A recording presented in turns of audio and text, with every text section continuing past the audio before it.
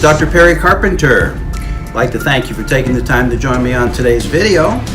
On today's video, we're continuing with our new series entitled Prove the Complexity Factors. And today we're in session 4 of this new series. And I have a fascinating discussion for you today, which I'm sure is going to be helpful to you in your very next evaluation. Now, before we get into the topic of today's discussion, let's just review some of the topics that we've discussed so far.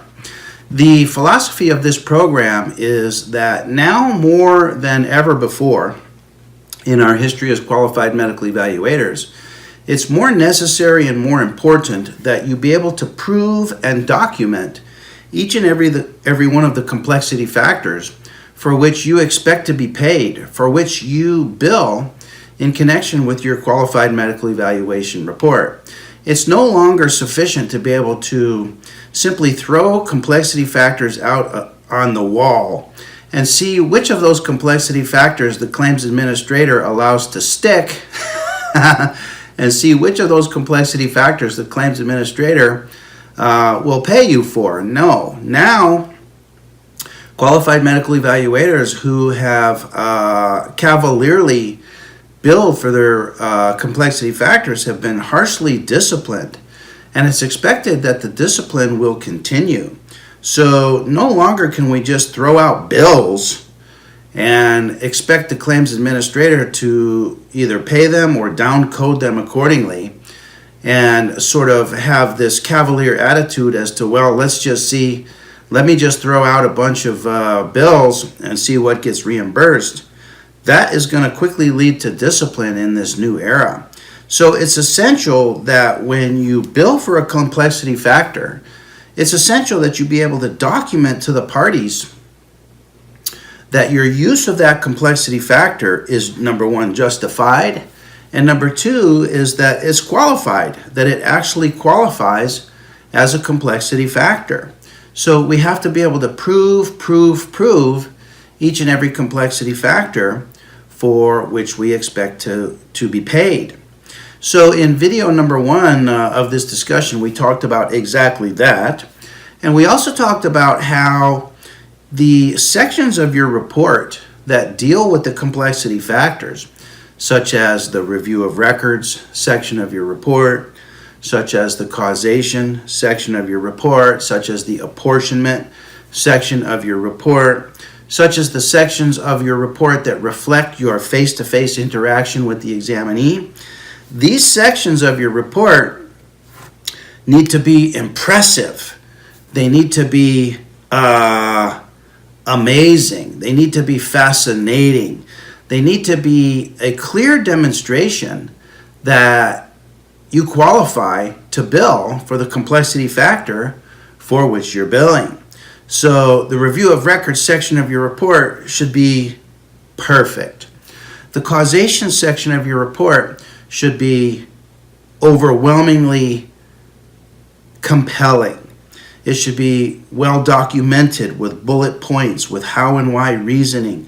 Your opinion and conclusion in the causation section of your report and the apportionment section of your report, those opinions should qualify as substantial medical evidence. In other words, it's essential that you dramatize and prove that your use of the complexity factor qualifies for reimbursement, okay? In video number 2, we started to discuss each and every one of the complexity factors by breaking the complexity factors down into those complexity factors that can be captured and documented prior to the face-to-face evaluation, those complexity factors that can be captured and documented at the face-to-face evaluation, and those complexity factors that can be captured and documented after the face-to-face evaluation. So in our second video of this series, we talked about the review of records and the causation complexity factors, both of which can be captured and at least begun to be discussed in your report even prior to meeting with the examinee face-to-face, okay? So your review of records, that's something that can be done completely before even setting eyes on the injured worker on the date of the evaluation. Then we continued with additional complexity factors. In video 3, we talked about the face-to-face time complexity factor and the causation complexity factor again. And we talked about how to fully capture those at the face-to-face evaluation. And with regards to the face-to-face time, it's important that you enlist the examinee as your advocate in substantiating your face-to-face time. And then with regards to causation, we talked specifically about how to pursue your interviewing technique with regards to causation-related questions. And in video number 3, we used the causation illustration of a Labor Code 4060 claim, a denied claim, a compensability dispute, and we talked about how to pursue your line of interrogation with the examinee in the face-to-face interview so that you can demonstrate to the parties that you fully captured and you fully qualify for your use of causation as a complexity factor. And the same type of reasoning and the same type of philosophy would also apply in those cases that you get under Labor Code 4061 and under Labor Code 4062, although we limited our discussion in video number 3 specifically to an illustration involving a Labor Code 4060 case, which was the denied case. But again, the same philosophy and the same line of questioning and the same line and the same philosophy that you must prove your use of causation as a complexity factor would apply across the board, regardless of the type of case that you're getting and regardless of the labor code under which it is that you are getting this particular evaluation. Now, in today's video, I want to continue our discussion about how to capture the complexity factors at the face-to-face evaluation. And today I want to talk to you specifically about the complexity factors related to apportionment and then also the complexity factor that deals with prior multiple injuries to same body parts. So it's important that with regards to these two complexity factors that you understand that to begin with, these are complexity factors that you have some direct control over. Now, it's an unusual circumstance that the claims administrator or other parties is going to disclose to you all the information necessary for you to capture these two complexity factors. That would be the rare circumstance. More common is a situation where you're given limited information that leads you to suspect that there might be issues related to prior multiple injuries and issues related to apportionment for which you can exercise some control and you can exercise your discretion and your authority as the evaluating doctor to invoke these complexity factors if you can unearth and discover sufficient background data to qualify for the use of these complexity factors. Now, these complexity factors present with us with some tall criteria, especially the apportionment complexity factor.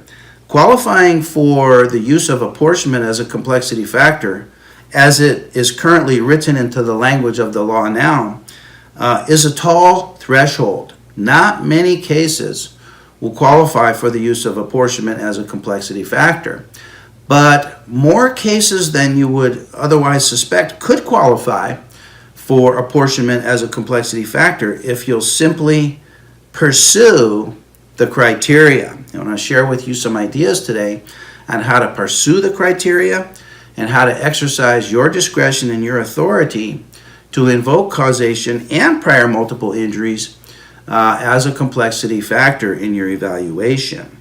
So that's where we're going for today. We have 3 references for today's discussion, and I've included each of these 3 references in your handout materials for today's discussion. And those 3 materials include, number 1, a current copy of California Code of Regulations 9795, which gives us the current written language of the complexity factors. So that's going to be our base reference. And then in addition to that, I've provided for you a copy of the recent, meaning May 2018, the recent proposed changes to the language of CCR 9795. And then in addition to that, if that wasn't enough, I've given you a copy of what's referred to as the proposed counter language, which is language that's been proposed to counter the Division of Workers' Compensation's new proposed language. So we have current existing language, proposed changes to the language, and then counter proposed language to the proposed changes, if you can follow all of that. So I'll give you a minute to go ahead and retrieve those materials, and I want to make sure that you have those materials in front of you so that we can review each of these separate descriptions of the complexity factors, and so that we can talk about how to handle them sort of irrespective of where each of these complexity factors end up. So I'll give you a minute to go ahead and retrieve those materials, and I'll be back with you here in just a very few moments as we continue our ongoing discussion entitled Prove the Complexity Factors. So I'll be back with you here in just a very few moments.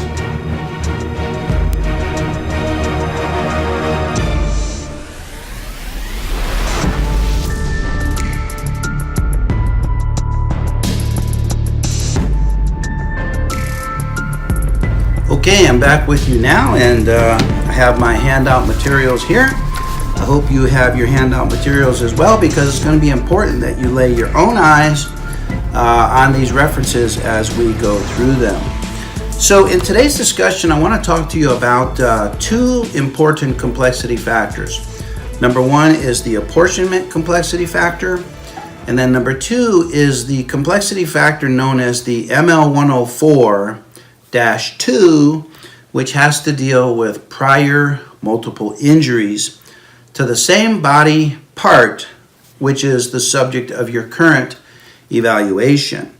Now, what these two complexity factors have in common is that both of these complexity factors, to a large degree, are under your control as the evaluating physician. You can have direct control over unearthing and discovering the information that will support your use of the complexity factors. So I like these complexity factors, which, although they both involve fairly tall thresholds to qualify for, that threshold is lowered by the fact that you yourself have some direct control over investigating the issues that would support the use of these complexity factors. So let's begin first by talking about the apportionment complexity factor. And I want to read to you the apportionment complexity factor as it exists in current law under CCR 9795. Then I want to share with you the new proposed changes to the apportionment complexity factor as recently proposed by the Division of Workers' Compensation. And then I'll share with you the proposed counter language that's been proposed as an alternative to the DWC's proposed changes. So it's important that you understand that at this point in time, we have the language of apportionment as it's written into law, but we don't know where the language of the law is going to end up. There may be substantial changes to the language of the law. There may be no changes to the language of the law, but regardless of where the language of the law ends up, it's always going to be essential that you be able to prove your use of apportionment as a complexity factor. So what I want to share with you in today's discussion has to do with some general considerations relating to apportionment that are independent, sort of independent of the actual language of the law, so that the principles that we discuss in today's session will be universally applied regardless of where the language of the law ends up, okay? So the current language of CCR 9795 related to the apportionment complexity factor reads as follows. It says, addressing the issue of apportionment, comma, when determination of this issue requires the physician to evaluate the claimant's employment by 3 or more employers, comma, 3 or more injuries to the same body system or body region, comma, or 2 or more injuries involving 2 or more body systems or body regions. So already, by the way that this complexity factor is written, it's not clear and it's ambiguous. It should be rather written, in my opinion, it should be written when determination of this issue requires the physician to evaluate, and then it should say, number 1, parenthesis, the claimant's employment by 3 or more employers, comma, number 2, parenthesis, 3 or more injuries to the same body system or body region, comma, number 3, parenthesis, or 2 or more injuries involving 2 or more body systems or body regions, period. But it's not clearly written like that, so it's not clear in the language of the law some issues. Well, what issues are unclear, Dr. Perry? Well, the first criteria to qualify for apportionment as a complexity factor has to do with evaluating the claimant's employment by 3 or more employers. Now, the purpose of this criteria is so that the claims payer can divide the liability up, and so that the claims payer can determine what portion of liability they are specifically responsible for. Remember that the law provides that the employer is only responsible for that portion of the permanent impairment directly caused by their industrial injury. So when you have 3 or more employers, each of those employers wants to know, okay, of this whole bill, how much am I specifically responsible for? So this is a complex issue, and for that reason, when you have to evaluate the examinee's employment by 3 or more employers, that qualifies apportionment as a complexity factor because that involves complex medical decision making. Well, the next criteria is 3 or more injuries to the same body system or body region. Now, what's interesting about this criteria is, as the language of the law is written here, this does not require that those 3 injuries be industrial injuries. Okay, do you get that? It doesn't say 3 or more industrial injuries to the same body part or body region. So in this particular criteria, this could involve non-industrial injuries to the same body system or body region. It could involve prior industrial injuries. It could involve prior industrial injuries with same employer. Could involve prior industrial injuries with prior employer. It could involve prior slip and fall injury, prior sports injury, prior auto accident injury. Any 3 or more injuries to the same body system qualifies for the use of apportionment as a complexity factor as it's currently written.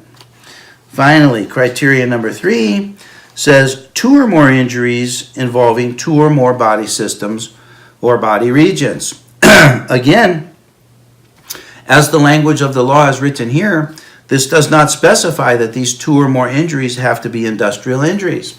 They could be industrial injuries, they could be non-industrial injuries.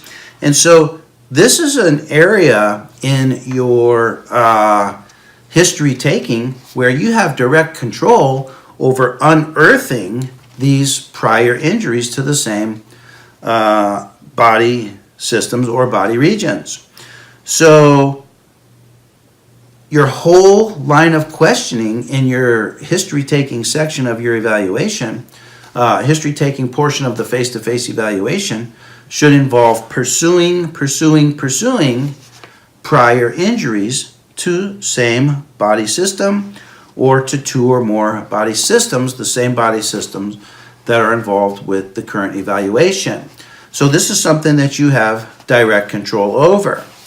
Now, the DWC has proposed some changes to the language of the law, but in my opinion, the changes to the language of the law do not affect your ability to control and direct the use of apportionment as a complexity factor. So let's talk about some of these proposed changes. The proposed language changes state the following. It says, addressing the issue of apportionment when items A and B below both apply. And we'll get to item B in a minute, but here's item A. Item A, which is when the determination of this issue requires the physician to evaluate and provide an apportionment analysis of number 1. And here they do use the number 1, the number 2, and the number 3, which I think is an effective change to the language of the law that could be incorporated into the current language of the law to make the apportionment complexity factor clearer. It says number 1, the claimant's employment by 3 or more employers. So that's unchanged from the current language of the law. Number 2, 3 or more dates of injury to the same body system or body region. So that's a change. The current language of the law states 3 or more injuries to the same body system. The proposed change is 3 or more dates of injury. 3 or more injuries is being changed to 3 or more dates of injury. Now, to me, and I don't know if you agree with this or not, but to me, this suggests that the prior multiple injuries, that the 3 or more injuries to the same body system or body region, this change, which references dates of injury versus injury, this suggests that these injuries are industrial injuries. That's what it suggests to me. It's not clear in the language of the law. It doesn't state that those prior injuries have to be industrial injuries, but it references dates of injury versus injury. So it seems to me that in changing the language of the law from injury to dates of injury, the concern of the law is in apportioning between separate injuries that have their own date of injury, suggesting perhaps that those are industrial injuries for which liability could be divided up amongst multiple payers. I'm not sure if you have that same interpretation as I do, but it seems to me that this change suggests that the apportionment complexity factor is moving away from injuries and moving toward industrial injuries. Okay? And then number 3, 2 or more dates of injuries involving 2 or more body systems or body regions. Again, by the use of the term dates of injury compared to the term injury, it seems to me that this complexity factor is moving toward applicability only in those cases where the injuries are involving industrial injuries versus all injuries combined. Okay? So it remains to be seen what happens to the language of these criteria with regards to the apportionment complexity factor. But even so, this is an area over which you have great control, and I'll give you some ideas as to how you can exercise that control and as to how you can direct your interrogation in the face-to-face evaluation. Well, we said that the proposed change to the language of the apportionment complexity factor had to do with two items A and items B. And item B, which is a new sentence in the apportionment complexity factor, it says item B is when the evaluator finds the injured worker to be medically permanent and stationary or to have reached maximum medical improvement. And the Division of Workers' Compensation is proposing this change to the apportionment complexity factor to prevent qualified medical evaluators from using and capturing the apportionment complexity factor when the examinee is not yet permanent and stationary. Now, I don't know what your opinion on this is. My opinion is that I object to this new language being introduced into the apportionment complexity factor, because in my opinion, let me rephrase. In my opinion, the best time to discuss apportionment is not only when the examinee is permanent and stationary, but it's also a good time to discuss any apportionment issues that have arisen even when the examinee is not yet permanent and stationary. And I've had many cases where I've identified multiple issues relating to apportionment, and I've discussed those even when the examinee is not yet permanent and stationary. Because, in my opinion, putting those issues out in front of the parties makes those issues known in advance and makes those issues items that can be the subject of negotiations between the parties when they're known in advance. So, for example, and I'm just making this up off the top of my head, I probably should have brought an actual case, but I'm just making this up off the top of my head. If you know in advance that an examinee has many issues related to apportionment, and you know that if the examinee is left with permanent impairment at the permanent and stationary date, that much of that permanent impairment is going to be due to other factors rather than due to the industrial injury, why not elaborate on those other factors in advance, throw those out there and let the parties wrestle and tangle and negotiate on this case now that these issues are known in advance. And I've done this many times and invoked apportionment as a complexity factor. And each time when the examinee is not yet permanent and stationary, but I provide an apportionment discussion, I'll simply follow it up with the phrase similar to the following. I'll say something like, even though Mr. Jones is not yet permanent and stationary, I've identified the following issues related to apportionment for a time when he reaches maximal medical improvement. And then I'll list out those factors that relate to apportionment. And then I'll follow it up with the phrase, I mention this here as a reminder to myself for the time when Mr. Jones becomes permanent and stationary, or in the event that I'm not available for the benefit of another evaluator. So in my opinion, if something was to happen to you, wouldn't it be a good thing for you to fully elaborate on the issues related to apportionment so that another evaluator can pick up on those issues and can complete the opinion on those issues?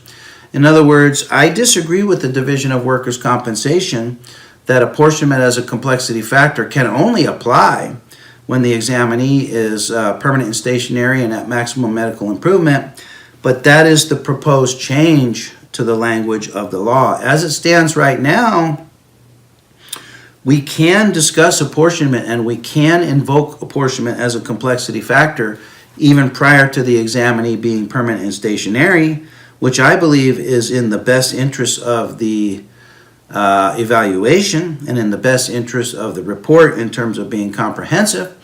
But the Division of Workers' Compensation is attempting to limit the use of apportionment as a complexity factor to only those discussions following the examinee's declaration of permanent and stationary. Okay? And then finally, the proposed counter language to the DWC's proposed tightening of the current language is simply to change the apportionment complexity factor to involve only addressing the issue of apportionment.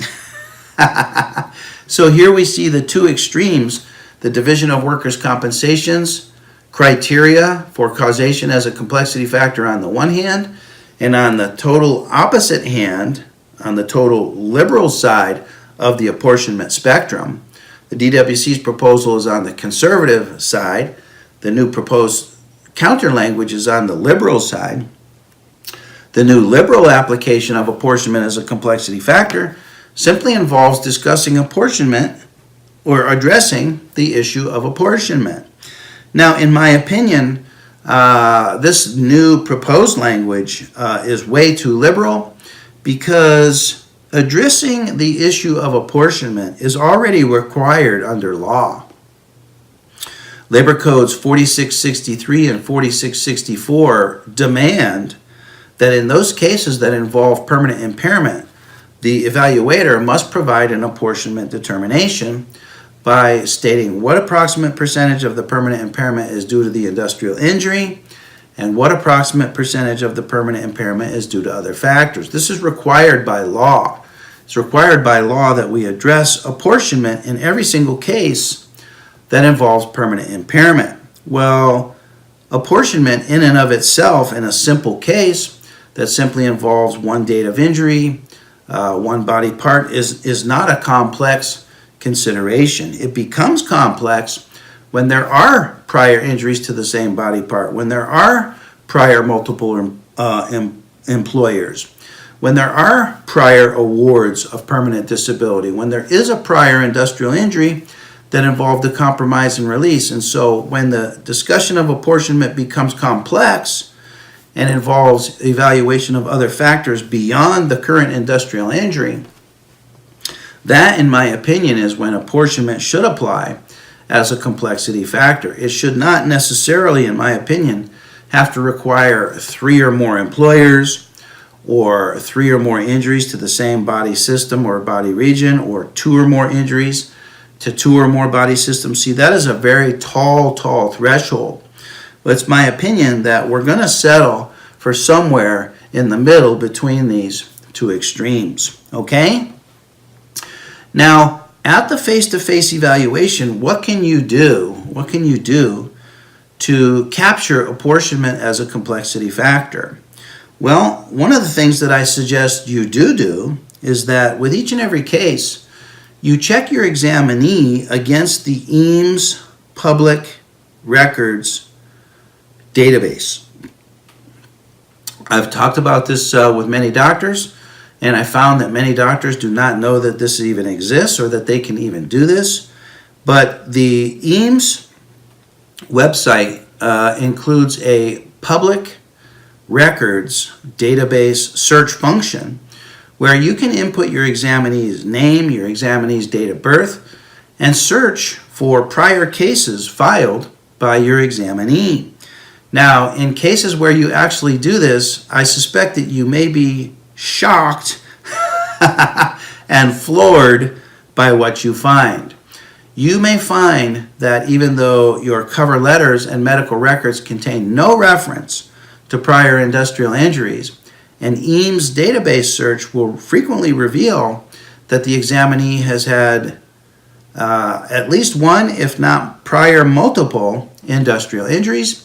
And the great thing about the Eames database search is it gives you some basic cursory information as to, number one, the body parts involved with the industrial injury, and then number two, the disposition of the claim. For example, if the claim settled by way of compromise and release, it will show up on the Eames search. If the claim settled by way of permanent disability award, that will show up on the Eames database.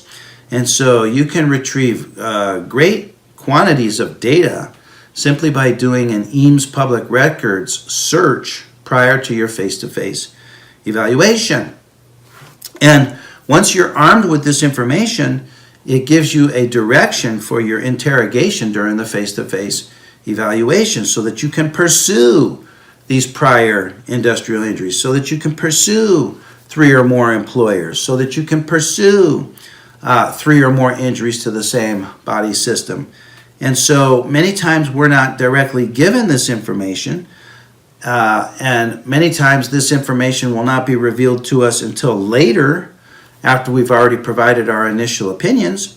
But I'm saying that if you obtain this information in advance, you can perhaps capture this complexity factor the first time and with your first evaluation, and get it handled the first time in your QME report. Okay?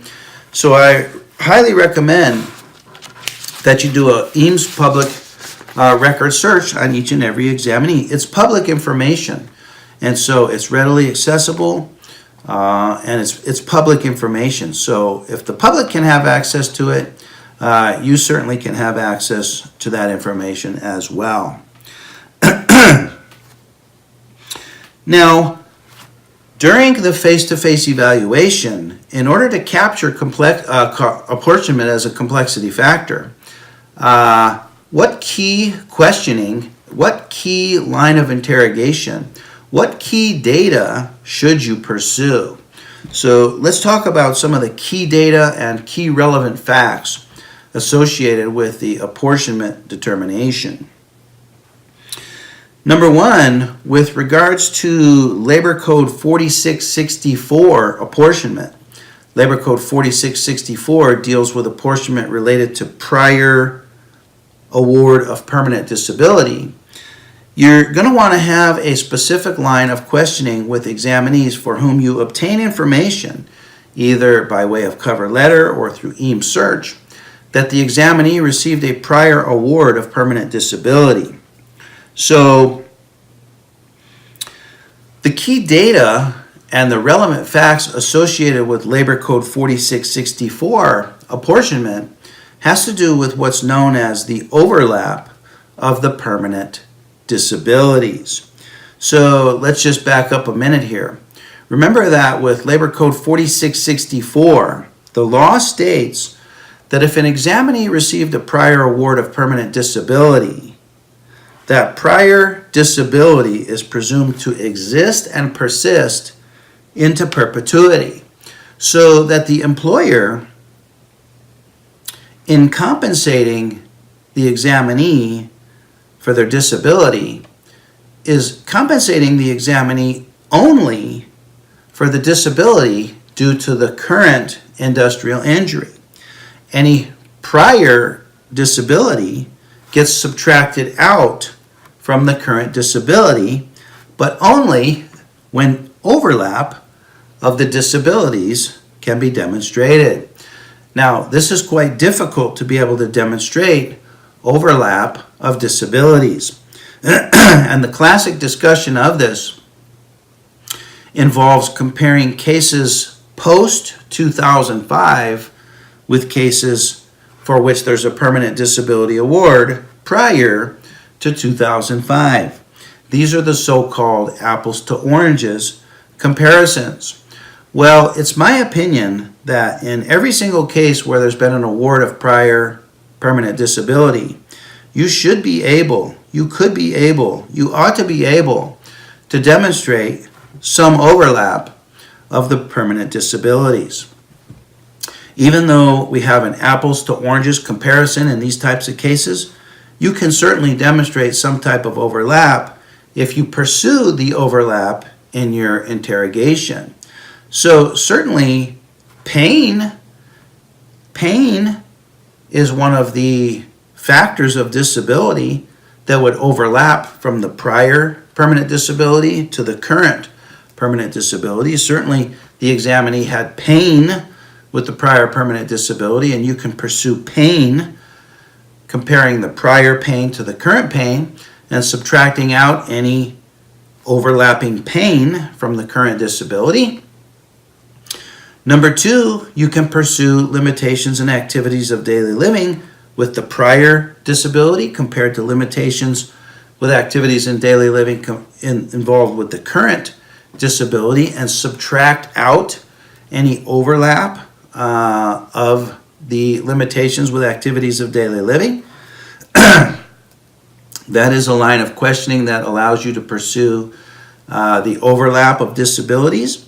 Number 3, any objective findings that you're able to elucidate or illuminate related to the prior permanent disability can be subtracted from current objective findings associated with the current disability. And so, in other words, these are just illustrations that allow you to pursue what's known as the overlap of the permanent disability. Now, overlap is something that you have direct control over because it's you that creates the line of questioning. It's you that creates the line of interrogation that will discover any overlap between the prior permanent disability and the current permanent disability. Okay, so with regards to Labor Code 4664, in those cases where you discover that the examinee had a prior award of permanent disability, your line of questioning should pursue the overlap of the permanent disabilities. This is what will allow you to capture apportionment as a complexity factor. Okay?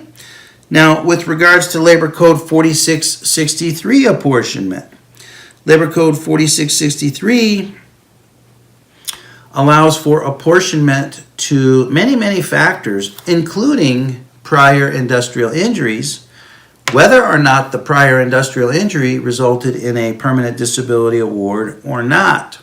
So many times these prior industrial injuries resolve by way of compromise and release settlement agreement.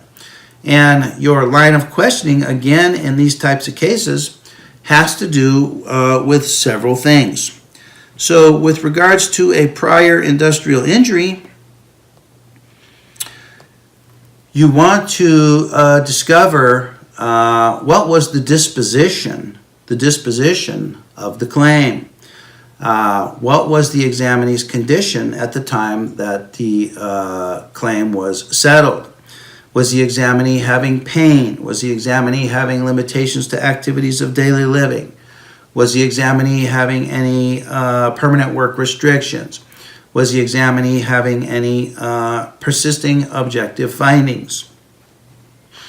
All of these can be indicators that the prior industrial injury resulted in permanent impairment, similar to those cases that involve the permanent disability award that persisted and existed up into the present time, and this prior existing impairment or disability can be subtracted or apportioned out from the current level of impairment or disability.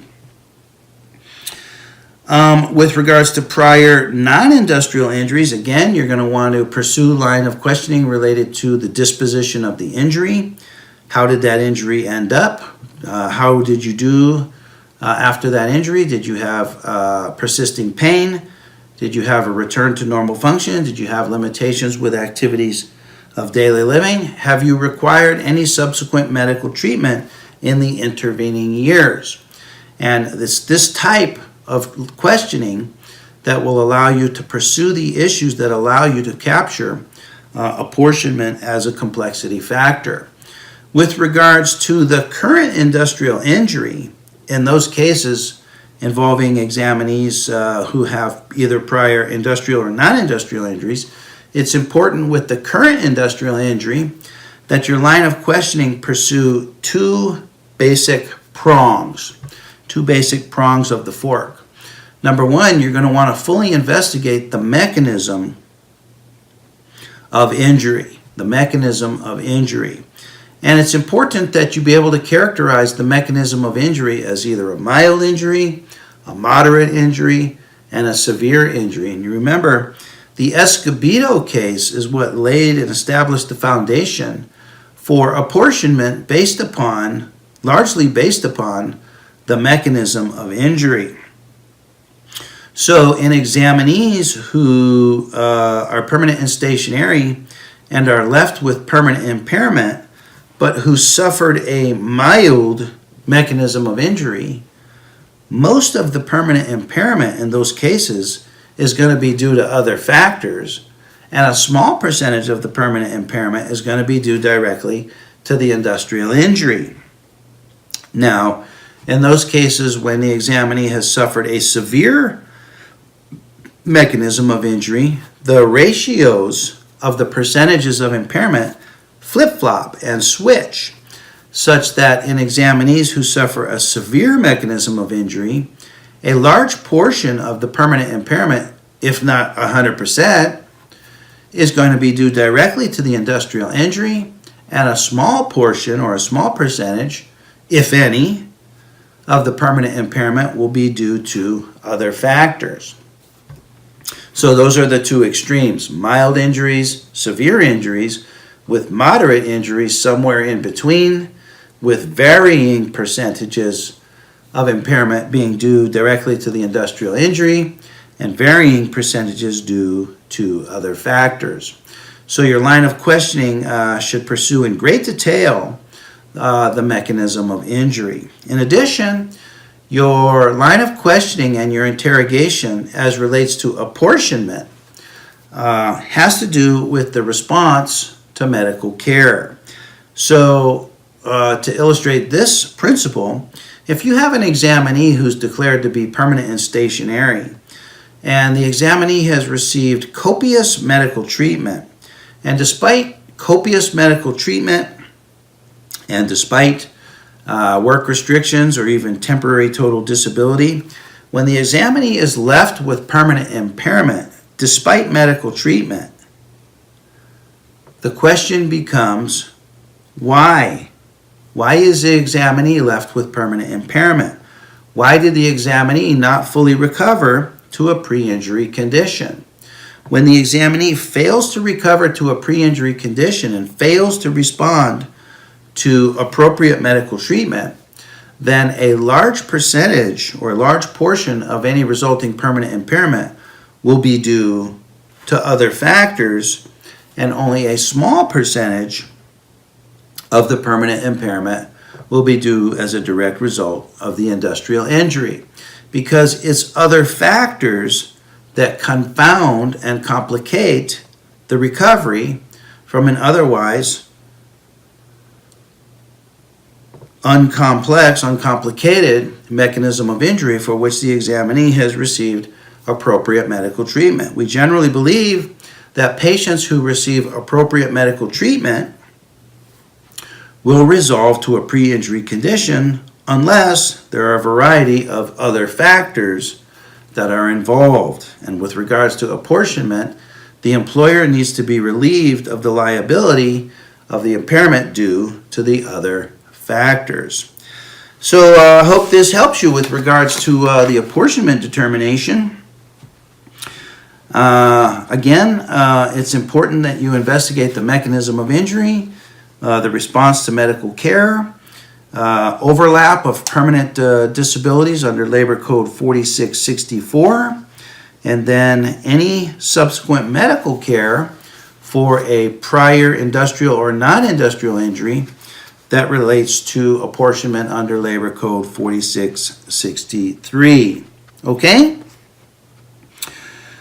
So this will help allow you to capture apportionment as a complexity factor, and this is something over which you have direct control through your interrogation questions at the face-to-face evaluation.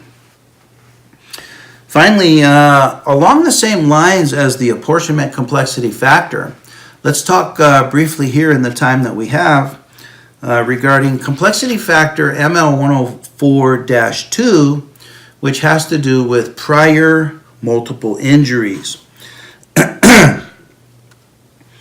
Now, the language as it's written right now states the following. This is an evaluation that involves prior multiple injuries to the same body part or parts being evaluated, and which requires 3 or more of the complexity factors listed under ML103, including 3 or more hours of record review by the physician.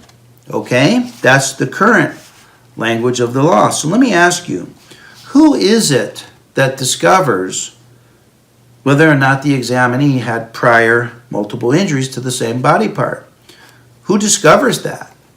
Who has the authority to pursue that line of questioning? Well, you as the qualified medical evaluator have the authority to pursue the examinee's prior medical history to discover and unearth these prior multiple injuries. So I love this complexity factor because this is a complexity factor over which the doctor has direct control.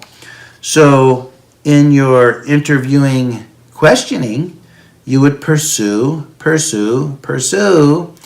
prior injuries to the same body system or the same body part. Mrs. Jones, have you ever had an injury to your lower back before? Have you ever had a sports injury to your lower back? Have you ever had a slip and fall injury to your lower back? Have you ever had an automobile accident that involved injury to your lower back? Have you ever had an injury at home to your lower back? Did you ever get injured in high school and have an injury to your lower back? So you, as the qualified medical evaluator, have the authority to pursue this as a complexity factor. Now, the proposed changes to the language are very subtle, not profound. It simply says an evaluation involving prior multiple injuries to the same body part. Well, let me ask you, how many is prior multiple? Prior multiple. Is prior multiple 2? Is prior multiple 3? Is prior multiple 4? It's not clear. It doesn't say how many is prior multiple. But we'll talk about that in just a second.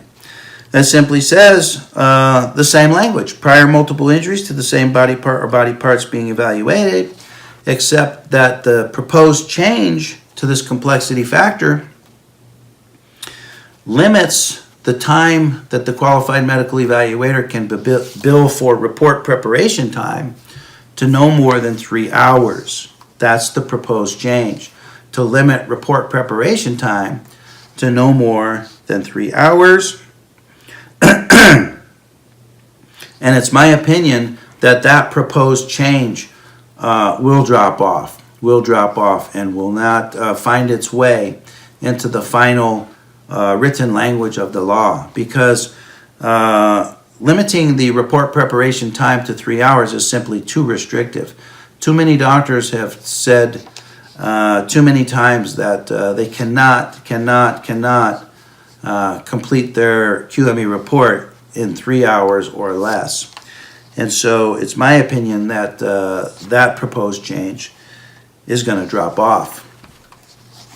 Now, again, there is some proposed counter language that's been set forth. And the proposed counter language changes the language to involve an evaluation involving one or more prior injuries to the same body part or body parts. So one or more. The current language of the law says prior multiple injuries. The proposed counter language says one or more prior. So that is a liberalization. Got the DWC on the one hand with the conservative interpretation of the complexity factor, and this involves a liberalization to allow greater use of this complexity factor by reducing the threshold and requiring only one or more prior injuries to the same body part or body parts.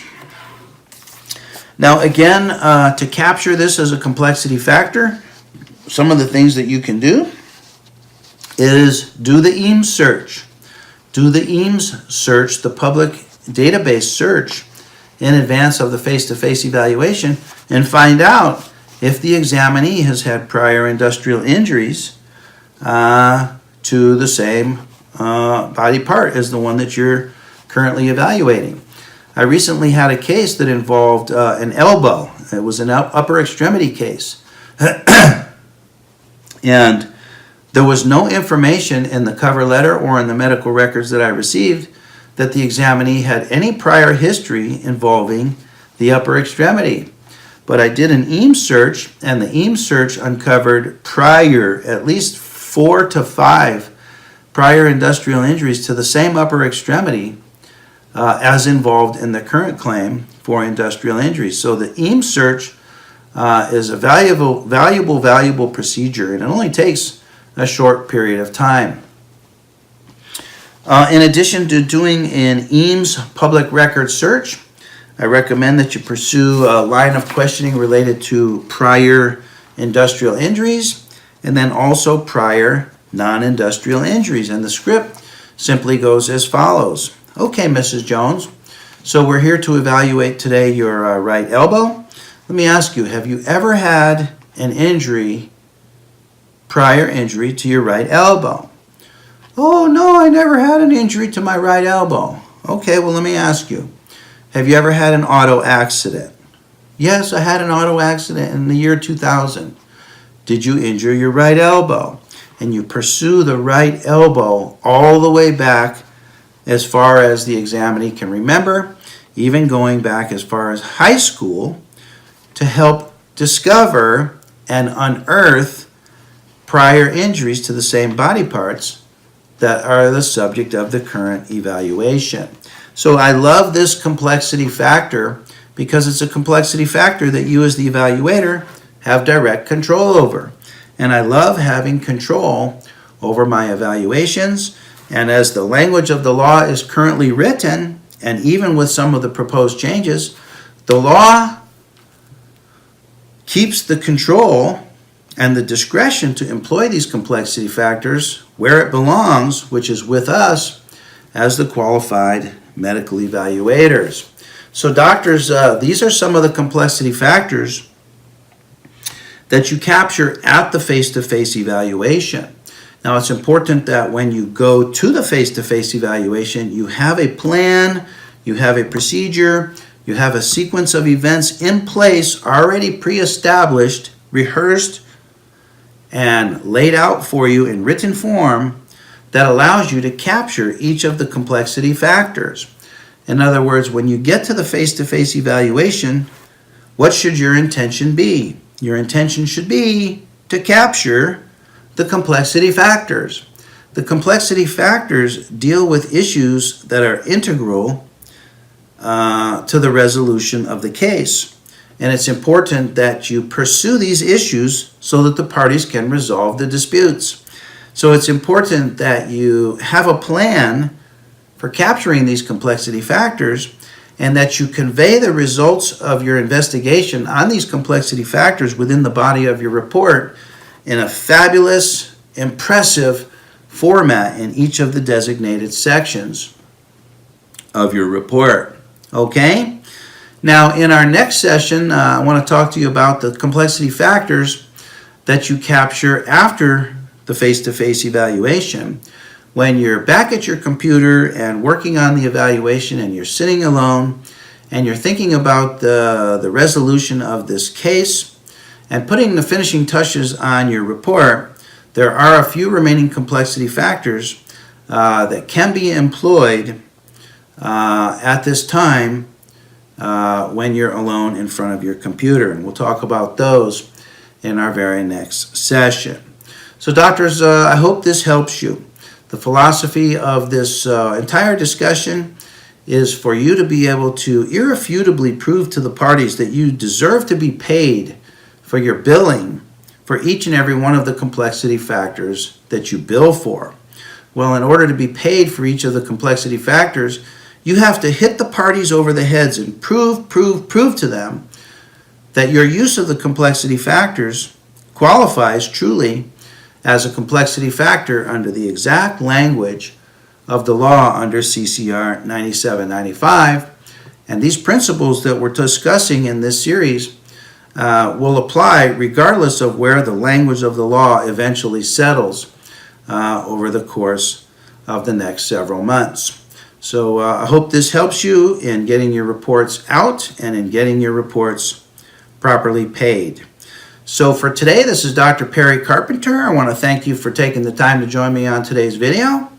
Look forward to being with you on our very next video where we conclude our ongoing series entitled Prove the Complexity Factors. For now, I'm wishing you best of success in your career as a qualified medical evaluator.